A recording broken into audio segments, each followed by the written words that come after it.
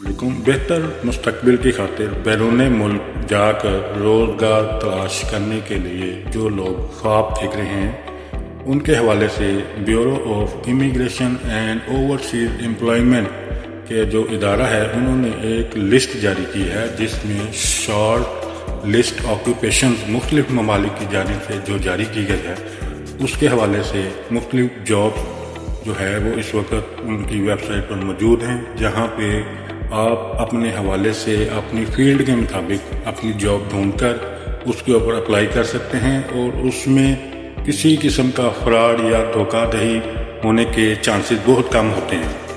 अमूमन बरतानिया, Canada, Australia और खलीजी ममालिक हर साल ऐसी लिस्ट जारी करते हैं। अगर आपका पेशा इस लिस्ट में है तो हुकूमत आपको वीज़ा देने में तरजीह देती है।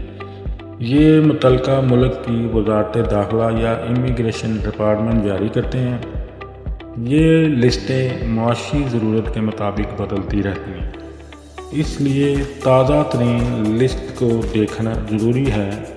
अगर आपका पेशा इस लिस्ट में मौजूद है तो हुकूमत वक्त आपको वीज़ा देने में तरजीह देती है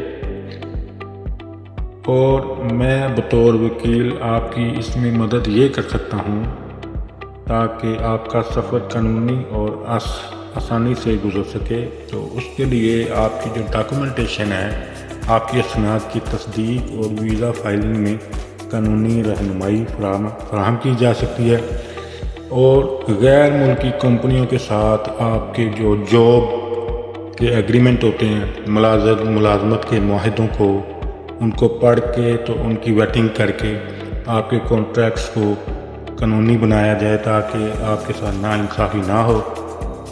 और इसी तरह शॉर्टेज लिस्ट कंसल्टेंसी भी हम प्रोवाइड करेंगे। हम आपकी महारत को देखकर बताते हैं कि आपको किस मुल्क में अप्लाई करना चाहिए जहां आपकी डिमांड सबसे ज़्यादा है।